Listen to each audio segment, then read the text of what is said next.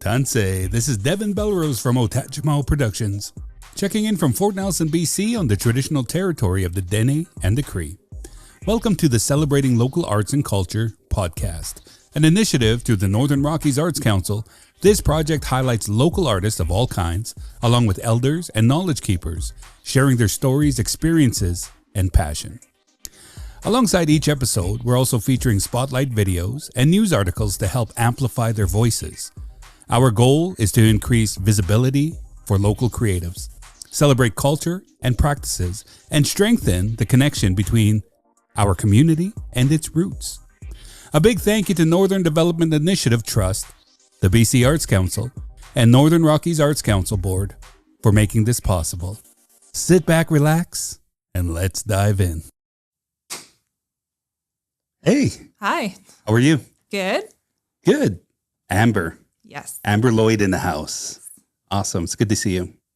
So we're here at the Literacy Center doing this amazing podcast. Your first time doing a podcast? Yes. It's mine too. So we're going to... No, I'm just joking. Who are you? What do you do?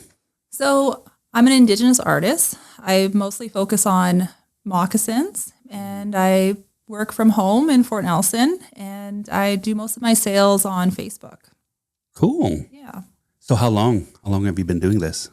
So as long as I can remember, my earliest sales were when I was 5 years old. Okay. And now I'm 38, so a couple decades. Awesome. All right. Before we dive into all of that awesomeness, the origin story. Let's go back to where are you from originally?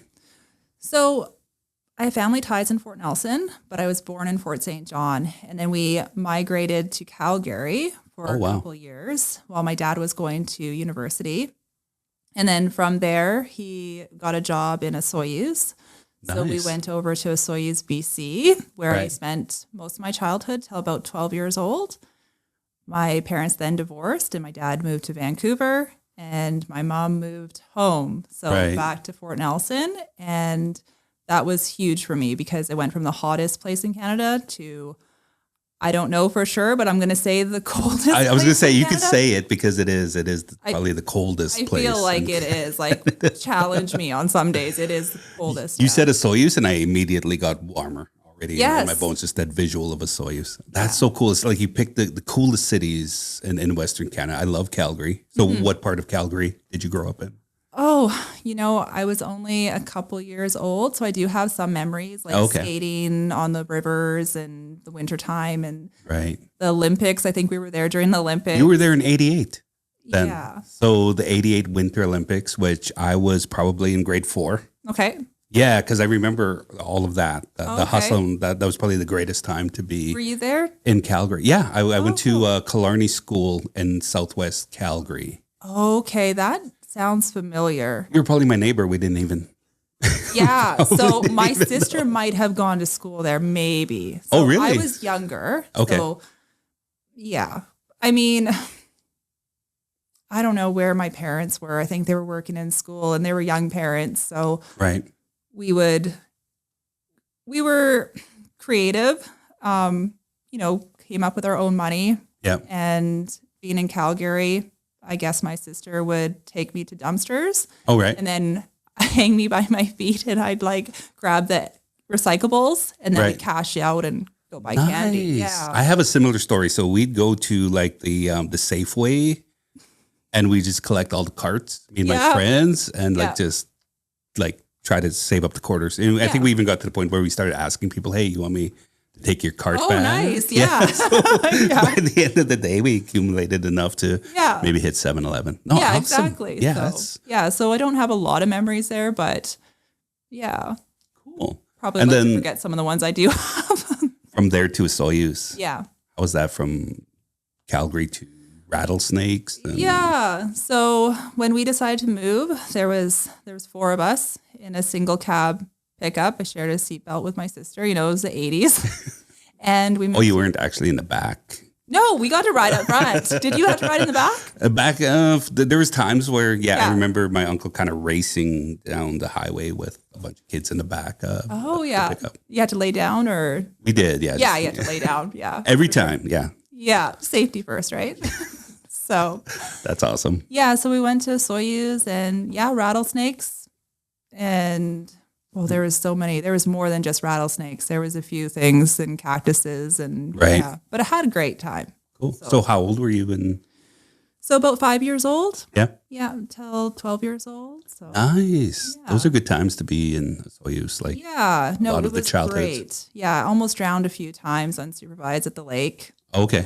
Because it was just always right there. So I'd walk Right. past it on the way to school and just dive in. I would. Yeah. Yeah. And I wasn't supposed to, but I did. That's cool. Any turtles? Any turtles? Yeah, there was turtles. Yeah, I remember some snapping turtles and yeah, it was a great place to grow up. That's amazing. Awesome. Yeah. So from a Soyuz all the way up north. Yes. Okay. So then we moved up to Fort Nelson and it was a big change, temperature change. And you went from clear water to muddy water and rattlesnakes to moose. Right. So yeah, it's very different. Absolutely. Yeah. So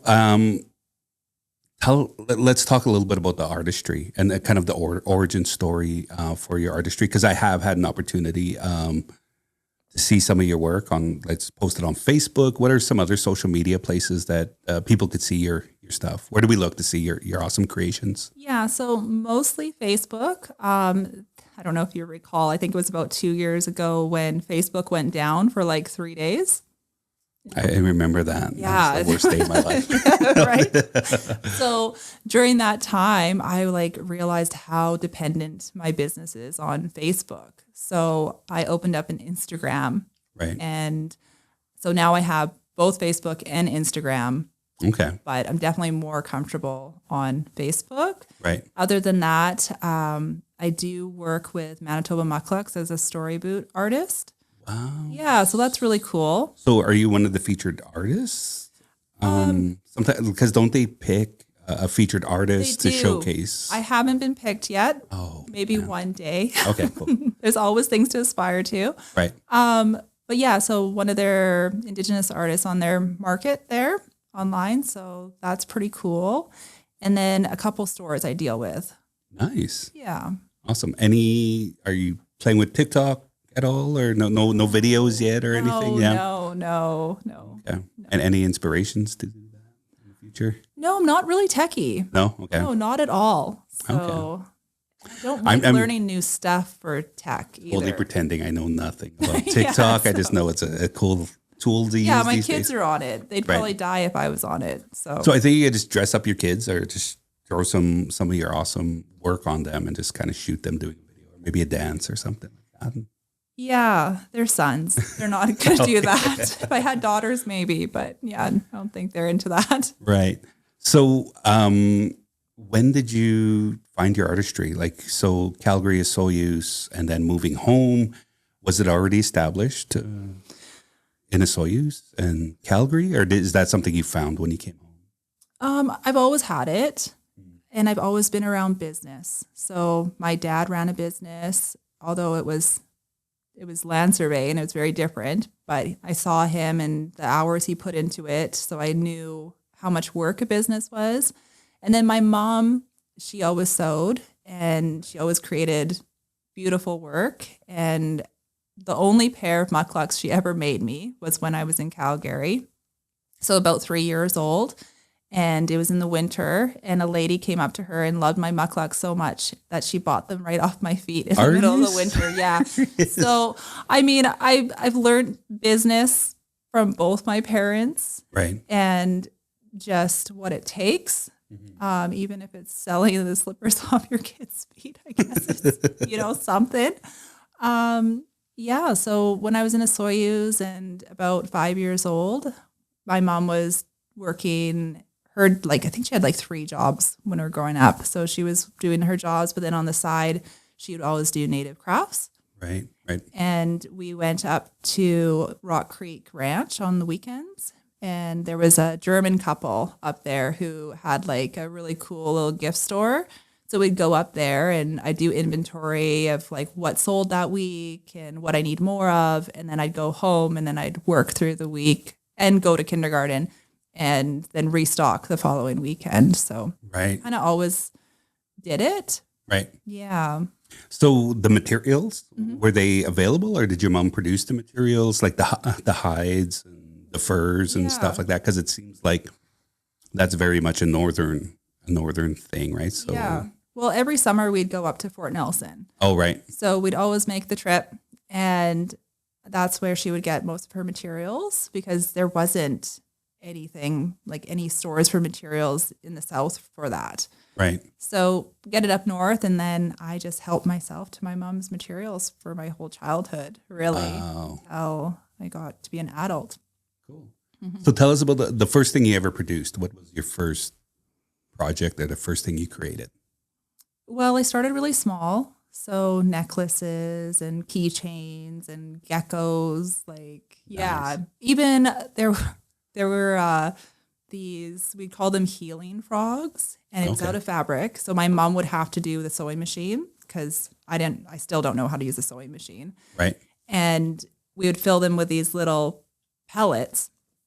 But one night I was sleeping and my mom woke me up, and she was like, you got to get up. You got to get up. Like, I got this call. Did you take this order?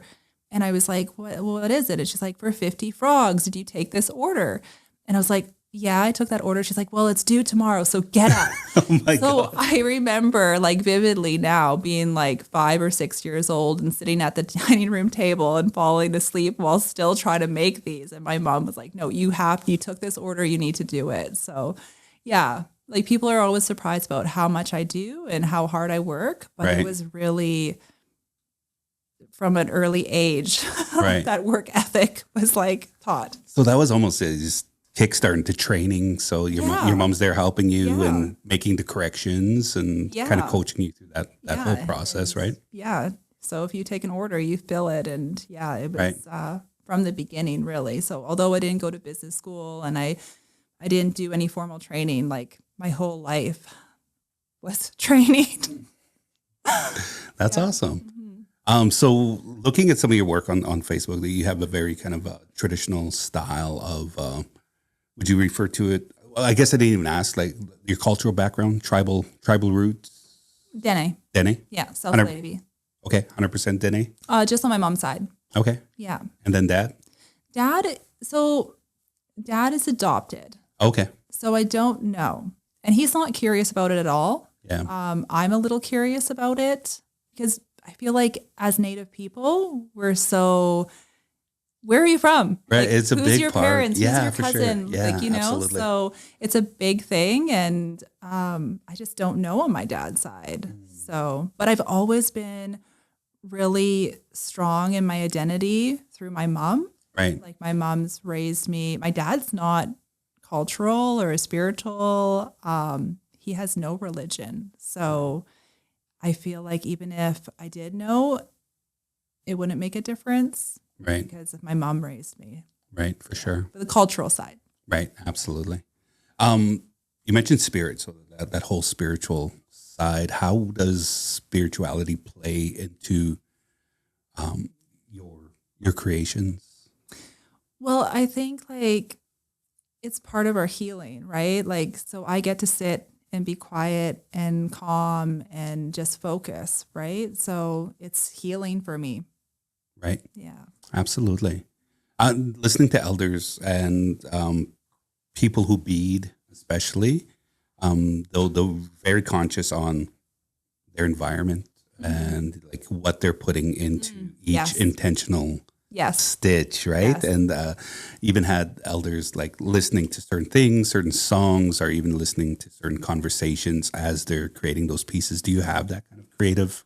I have to be in a good mood. Yeah. So I've always been raised that you're putting your energy into your work, so you need to put good energy. So you have to be in a good mood. So if I'm sitting there and I'm sewing and one of my sons comes up and starts getting on my nerves, then I get really, upset because I'm like, I can't even sew now. Like, to put this away. Like, yeah. So Right. yeah, for sure. That's amazing. I don't think people see that piece of it, right? That there's the very kind of spiritual side of our creations as well. I had an opportunity of hearing an elder talk about, and this was Meander River. So understanding everybody had a role. So traditionally there was that one person, almost a dreamer, the vision, that artist, right, where people would come and give gifts and kind of they would dream on it. So they leave it with me for a couple of days, and then they would actually pray on it and dream on it, and then later on come. This is for you. So I think that's the other piece that people don't realize about Indigenous creations. Everything is a reflection of our spirit, and a reflection of our identity, colors, designs, and just that inner spiritual reflection of ourselves. Yeah. Do you believe that as well? Yeah, absolutely. Did you grow up with those teachings? Yes. Yeah. Yeah. So even when I was small. So describe that. Like who were the ones that taught you? My mom. Yeah. Yeah, my mom. So I was always by my mom's side. So I was always learning from her. And it's funny because I have an older sister who's 5 years older, and I don't know where she was. Like she was off with her friends or doing her own thing. Like it was always me and my mom. And like still even to this day, it's like me and my mom are very close. Right. So she taught me everything, like vision quests and how to be calm and energy and yeah, how it goes into your work and who you are as a person. And yeah. Perfect. So you mentioned your mom. Is there any other influences? My aunties. Yeah. So I think there's 6 aunties who have all sewed. And give some shout outs. Let's hear about the aunties. Oh, the aunties? Okay. So I don't want to forget anybody.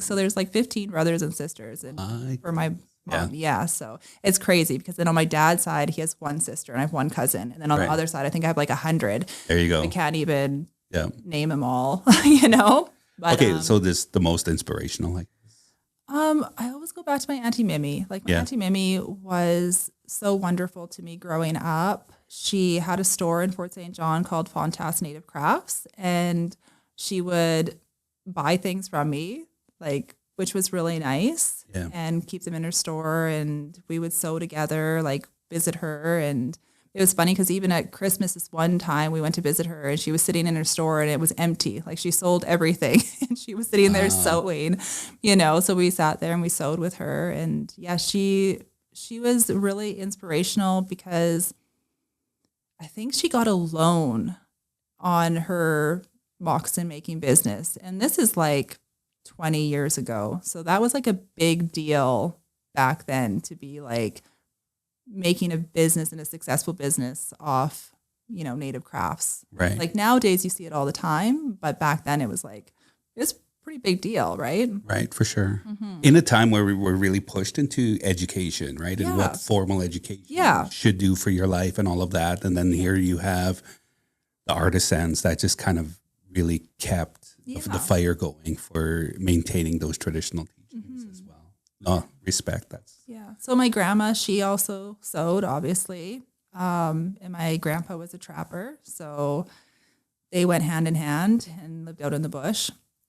And then they raised their daughters to know how to sew. And I guess grandma would always say, like, you'll never starve if you know how to sew. Like, come sit with me and learn. So she gave them the skills to be able to always provide for themselves. And my mom always did. Like, even if she worked 3 jobs, she still sewed on the side. Right. And so that was kind of where, you know, it was always a secondary thing, a backup for me. And I always had a main job and did it off to the side. And then when I couldn't get a job in town because Fort Nelson kind of busted, right, that's when I started taking up sewing full time. Awesome. Yeah. And we didn't starve.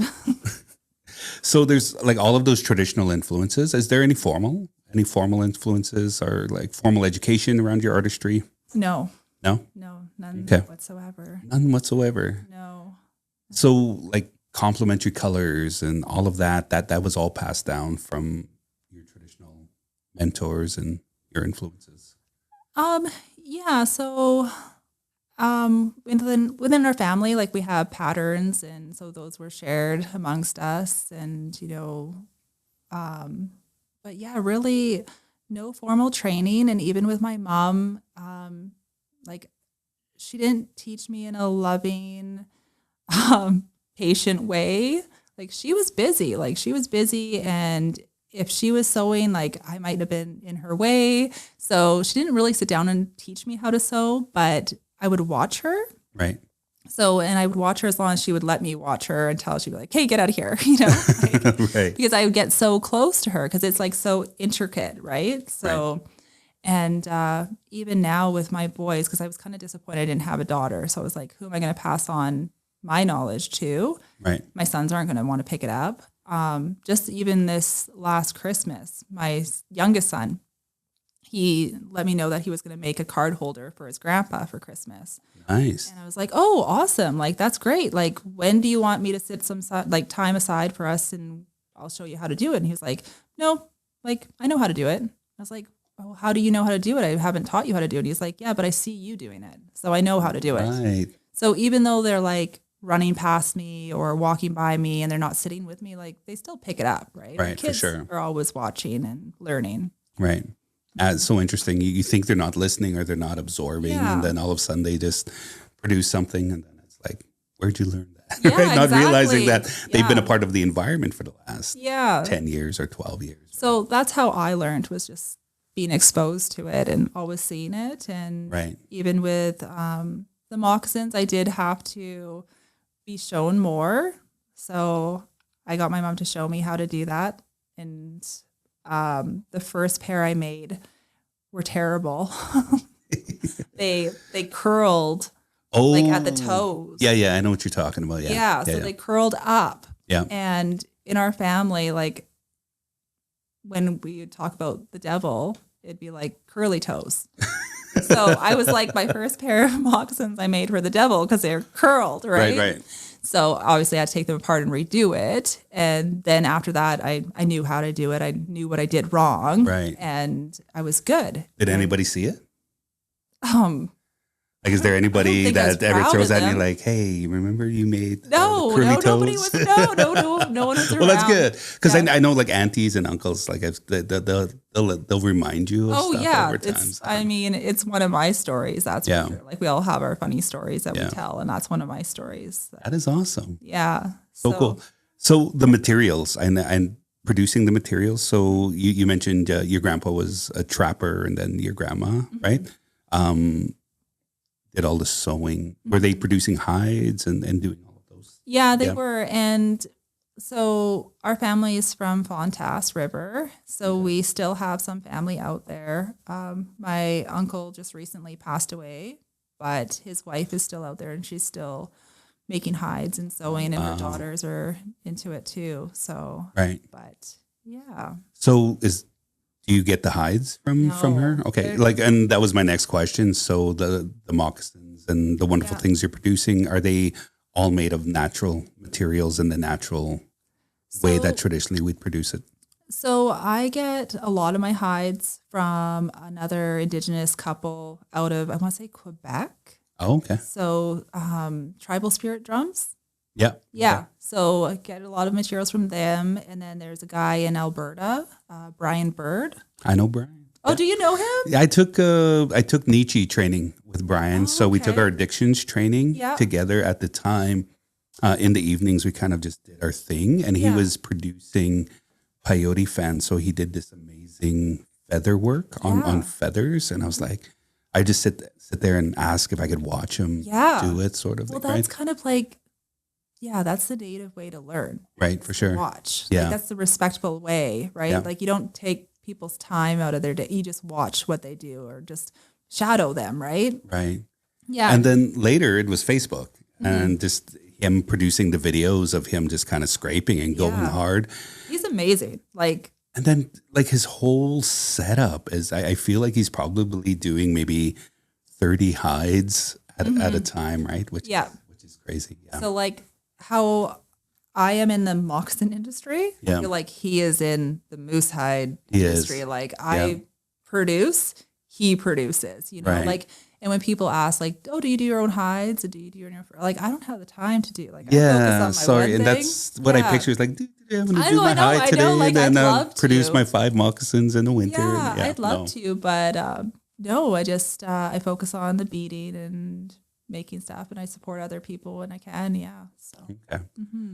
Did you mention like family designs or family? Yeah. Yes. So, tell us a little bit about that.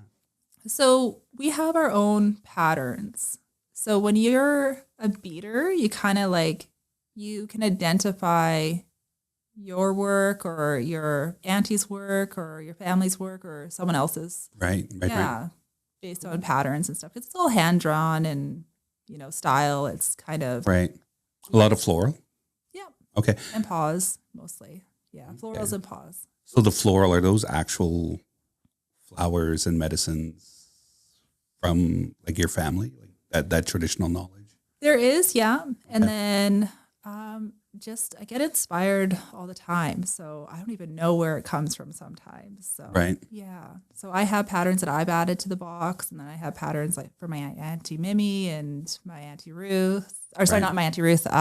She's a beater too. So she's very talented as well. She came to my mind. She must be thinking of me. Shout out to Auntie Ruth. Yeah, Auntie Ruth. Yeah, no, she is very talented too. So she beads, and then her daughter also has a page as well, and she does the same thing, and her daughter. So, I mean, it's really a family business. Nice. We all work on our own, but like there's quite a few of us. Yeah. No, my wife is the same way. All of her sisters, her mother just passed, and she was the same sort of story. Like they're all doing beadwork, ribbon skirts. All of these awesome. Wonderful things. So that's amazing. So cool. Any other aunties to shout out?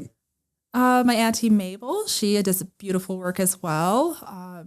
She has her main job, so she doesn't do it full time or anything, but she has a gas station and on the reserve there and a little store. My Auntie Bernadette, super talented, works out of Fort St. John. Nice. She's like makes moose hide jackets and vests, and like there's nothing she can't make. Right. And like she's just awesome. So are they leaning on you for like marketing now? Like do they know about Facebook and all these other? Auntie Bernadette's pretty old school. Yeah. Like she's one you have to track down to get a hold of. Like she's got her whole kind of group of followers that like know her local work. And so there's that. And then my cousin Anne Marie, Auntie Ruth's daughter, she has like social media, like with Facebook mostly and Instagram. And her daughter's young and helps her. So she's got, I think there's TikTok going on there maybe. See, I knew it. I knew it. Okay. So in all of that, what are some of the bigger struggles you deal with in the industry or establishing Indigenous business? Yeah. So the business side of it, because I don't have any business training, it's been challenging, and I've just been really honest with people. So I tell them like, I don't know how to do this, or I've never done this before. And they usually are really great. Like my customers have been like one of my greatest teachers, really. Right. And we've gone through things together, like learning how to do PayPal and like email transfer. I wasn't going to do that until I had to learn. So learned how to do that. And when I first got my first customers out of Canada, that's when I was like, oh yeah, I accept email transfer. And they're like, what's that? I'm like, you don't know what email transfer? I guess that's a Canadian thing. Right. So then I had to get PayPal, where everybody knows what PayPal is. I didn't even think of that. So Canadian banks versus American banks or even European banks. So PayPal is international? Like, okay, cool. So, but email transfer doesn't have any fees. So that's like my first choice. So right. Try to keep things, as affordable as I can. I don't really like to pass costs on to the customer or anything, right? Right, for sure. Yeah, so PayPal, that was new. There's just taxes. I hate taxes. I hate tax time. Every time I like doing my tax, I'm like, I want to move to the reserve. Right. And that's something people don't even think about, right? Especially if you're from the res and you grew up just working out of the res and just producing out of the res and selling out of the res. So talk a little bit about that. Like what are the challenges with that? Well, like I don't want to throw anyone under the bus, but like, my mom never did taxes or claimed. And where's she now? Where could we find her? No, I'm just joking. She's retired. She's retired. Good luck finding her. She's at the bingo hall. They'll never find her. Yeah. No. Yeah. So like taxes have been hard, and like just you have to reach a certain amount of sales before you start charging GST. And so my understanding is art is not taxed, or is that wrong? We need a fact checker too.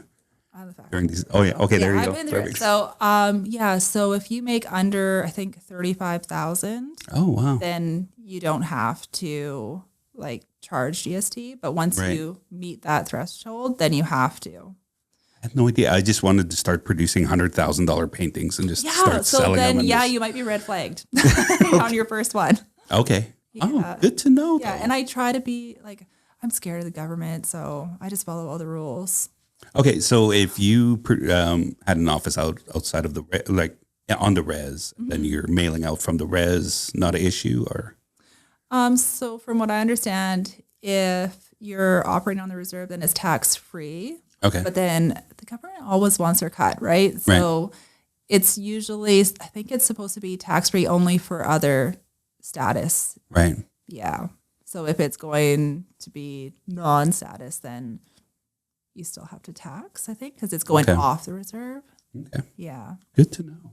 Yeah. I was going to mention during winter and Christmas, I love going to like these Edmonton, Calgary artisans. They're starting to have more and more. Like I think River Cree has a huge one. Yeah, I saw that. Yeah. Have you attended any of these? No, that's pretty far. It is, right? Yeah. So. I feel like BC needs to host some like big kind of craft. Yeah. Opportunities. The reason why I say that is there are some really phenomenal artists, but they just don't have the PayPal set up, or they're not set up. They're just set up for cash. Yeah. And I don't carry cash. A lot of people don't carry cash these days. So I feel bad because it's like, that is wicked and that is awesome. And I know your table would be like empty. Yeah. If you just figured that piece out, just figure out how to get that payment, right? Electronic payment. Yeah. Yeah. So I think like if you're in Edmonton, it's probably easier because you have those things, and you could save up your stuff, and then you can have like 100,000 people walk through or whatever. But in Fort Nelson, we don't have that kind of traffic as Edmonton. So yeah, no, for sure. But even Fort Nelson, like the market, which we do every weekend, like we'll hit up the farmers market and stuff, and they're all like, they clued in, so now they all have that electronic payment opportunity. Like the Square. Yeah, for sure. Yeah, for sure. You definitely need to be able to take money however people are willing to give it to you to like for a successful business. Yeah, for sure. So how long have you been in business? So full time, about 10 years. Okay, cool. Yeah. So. Any advice to somebody thinking of diving into this sort of business? So advice, I would say like never give up. Mm-hmm. That's what you want to do, and be prepared to do a lot of work. Like it is a lot of work. So when I first started, I was going like 6 a.m. starting work and like going to like midnight, just building myself up and building my supplies up. And like I put everything into it. I started with nothing, right? Right. And my mom gave me a little basket of supplies, and that's where I started. And I was like, all my sales, 80% went back into materials, and I just kind of like built up. I never got any funding or applied for any grants or anything like that. So what was all in the basket? I'm curious. Just the essentials, like she wasn't overly generous. No. So it was like, thread, needles, like just the basics of just to get started. And a little bit of leather and but you make one sale of moccasins and then you put that into your next materials, right? So, right, for sure. Mm-hmm. Awesome. So now I just lost my train of thought. I just pictured your little basket full of all these little goodies. Yeah. From your mom. Shoot, it was a good question too. Yeah. It's really good. I think I'm going to throw a question at you really quick. Sure. A curveball. Okay. If you could have dinner with any three people, dead or alive, who would it be? Okay. So that's hard and easy at the same time. Okay. So I'm going to take out anyone alive because we have that opportunity still. Yeah, I guess that could happen. Right? Yeah. So like, there's always who's going to say anyone alive? Like, you Right. got to choose someone who's passed. Right. So 3 people who have passed. Of course, my Auntie Mimi. She left us unexpectedly. Mm-hmm. And you know what? My cousin Paula, her daughter. So Right. those would be 2 for sure. Sorry, I just want to go back to Auntie Mimi. Like, Yeah. where would you guys? Where are you guys eating, and what are you guys If it's having? Auntie Mimi, we're probably eating at P&T, which is not my favorite Oh, wow. place. Are you serious? Like the No. old, Yeah, the old P&T, P&T. yeah, for sure. Because anytime she came to town, that's where we ate. right? So for our listeners that are Oh, outside No. of Fort Nelson? Yeah, Who outside don't of know Fort what Nelson. P&T is? describe what P&T is. P&T is historic in Fort Nelson. It's this little dive Chinese place, Right. which had like the best service growing up. Simon, anyone who knows. And yeah, it was just like when they came to town, like, we'll meet you at P&T at 5. So Right. yeah, we were always at Was that there table. her dish, her go-to dish, like, or did she mix They it up? had like a combo thing. So I Right. think it was like combo 1 to 6 or something like that. I don't know what they Okay. had. I'd had the wonton soup. Did you? Okay, Yeah. cool. Yeah. So no, definitely Auntie Mimi, definitely cousin Paula, and my grandma. Yeah. Yeah, those 3. Grandma's name? Mary Okay. Needley. Yeah. Nice. So where are you guys eating? Or With Mary, with Yeah. my grandma? yeah. Oh, well, I don't know if she's. See, I never really got to know my grandma. Oh, okay. So if I had a choice, I would just want to be like at her moose camp and just around a fire and whatever soup came out of the Right. garden that day, you know? Right. So that would just be amazing. That's awesome. Yeah. So any memories of your grandma? No, I don't. Just Okay. my grandpa. So That is interesting because I didn't know. In Cree, we say mushum. I didn't know my mushum, but there was this huge connection yeah. to him, right? That I just kind of drew based on even my artistry and everything that I did. I continue to. Is it sort of the same thing with your grandma? So my grandma, yeah, definitely super connected to her, although I never met her. Right. Some people say that I remind her of them. My mom, she sews, like she learned from my grandma, but she sews in an opposite direction of my grandma. And then I sew in the opposite direction of my mom. So I sew the same way my grandma sewed. Right. Yeah, no, I wish I had more time. She passed when I was young. She passed like, I guess about 30 years ago. So Okay.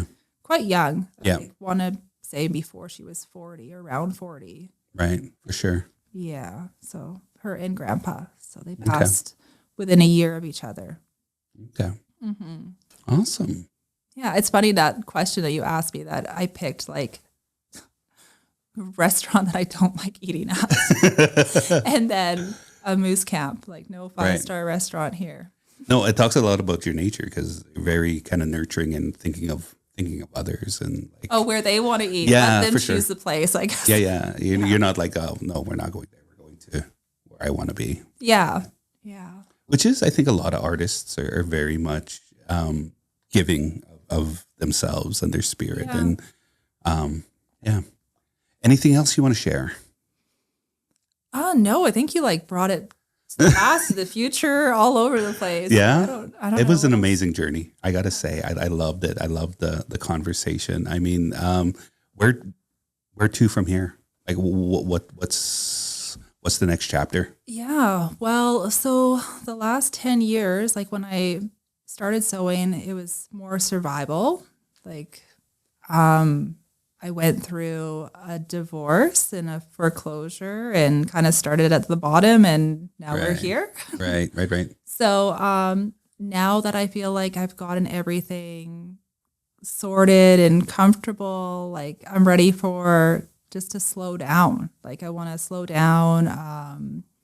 My new partner, he got his trapping license. We're hopeful to get a trap line. Nice. And then, you know, our kids are going to be adults here in the next couple of years. Like they're all 16, 17 years old now. The oldest is almost 18. So the end is near and, you know, kind of, I know we're young, but we just want a simple life. It never ends. There's no end. Well, they're going to have to find us on the trap line. So, I mean, I hope to slow down and I hope to, you know, just kind of just take it easier. And like, I've been able to make a living off a traditional skill, but you know, if he was trapping, and then we could really, you know, maybe have time to do some moose hides and make 5 moccasins a year and not 50 or more, you know? Oh, for sure.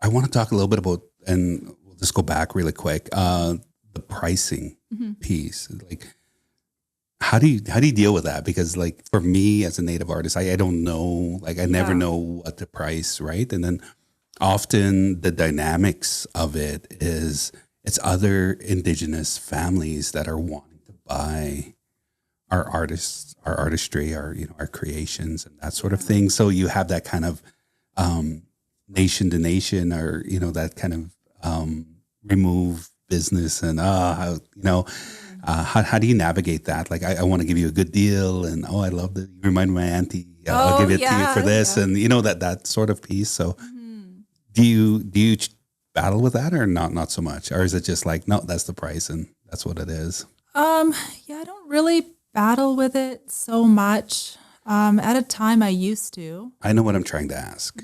I got it now. Okay. So there is that connection piece to our artistry, right? And I think something I battled with as an artist is, how do you put a price on something that comes from a dream art? How do you put a price on something that is spiritually connected or significant? Did you have a challenge with that, or? No, and I don't know if it's just because I've always been around it. Like I've always been like at a craft sale with my mom growing up, or seen my aunties in business. So like it's never been only a hobby, because I know there's some people who bead and then, you know, it's more of a hobby. They keep a lot of their work because they know how much time it takes, and it's so special, right? And it is so special, like still, but it's like I love creating and I love people having it. And, you know, but there has to be like, I mean, I do it all the time, right? So there has to be some kind of form of payment for your time, right? Sure. So I know that there's people who struggle with it, artists. I think you have to value yourself. And that's the big thing. Cause there's some amazing work that I'll get and I'll ask how much, and they'll tell me, I'm like, are you serious? Yeah. Like, and then there's other pieces I'll see is like, oh, not so much. Yeah. Like you probably put a little bit of time into this sort of thing, and the price is just out there sort of thing, right? So you have to value yourself, value your customers. And like, I usually just ask myself, what would I pay for this? Right. So that really helps me. But like when I first came in, everything was already priced because I was coming in under my mom. Right. So she had already set the prices. And then once I started and took over the business, because now my mom's like happily retired from sewing. She's, you know, then I kind of had to like reevaluate. And I don't think my mom was, I don't know if she was making money. Like, I don't think she valued herself with her work. Like, she just wanted to create and she loved making people happy. And I don't think she was profiting. No. So, like, I came in and like with that younger generation, I had a bit more skills, going on the internet, finding deals, you know, dealing with different people, buying bulk, and then I can pass that on to my customers, right? And keep it affordable, but also make it so it's sustainable for me that, you know, I can make a living out of this. Right. Mm-hmm. I had a friend and he talked about kind of going through the whole like video process of right from the beginning, of, like hunting for the moose. process, like that whole thing to the point where, you know, you have your finished product and that moccasin sitting there.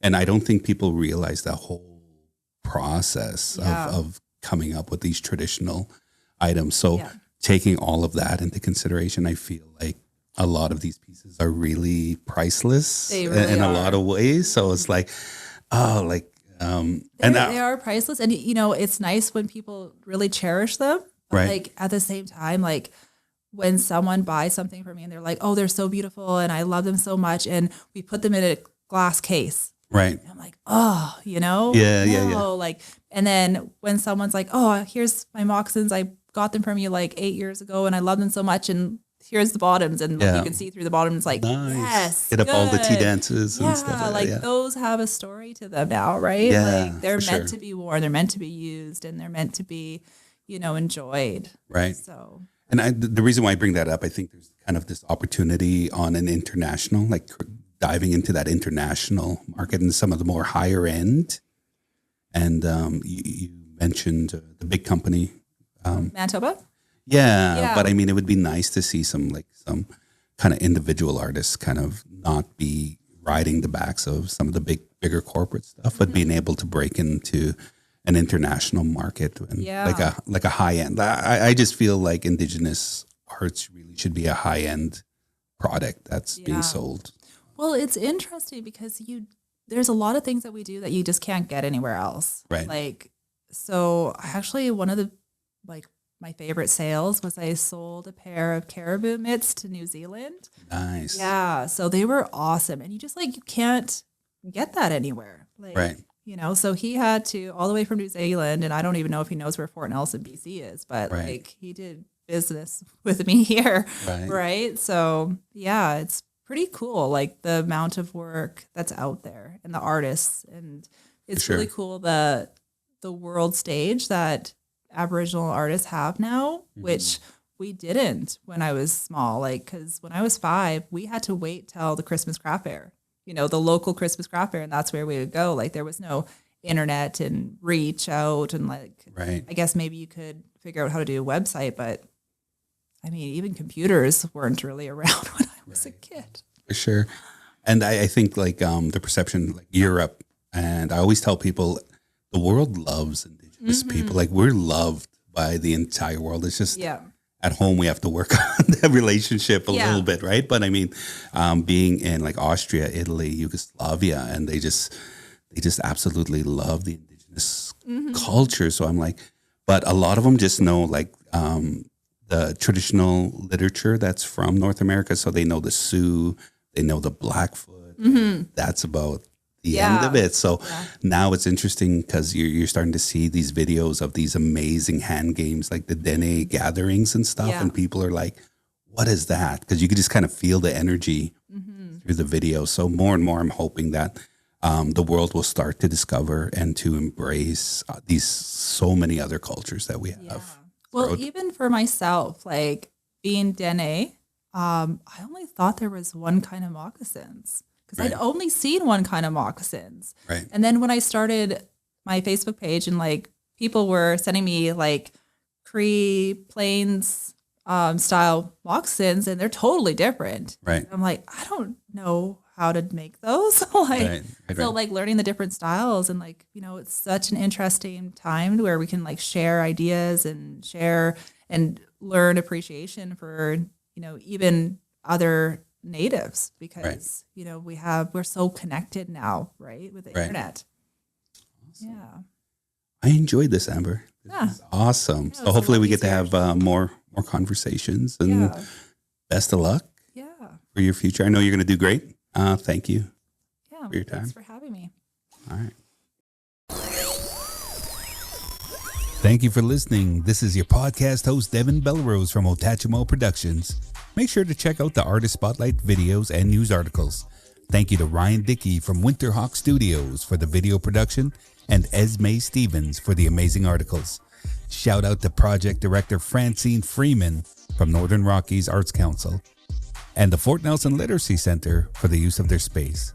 And a final thank you to our sponsors BC Arts Council and the NDIT, Northern Development Initiative Trust. for all of your support. Follow along for our next Artist Spotlight. Moistas.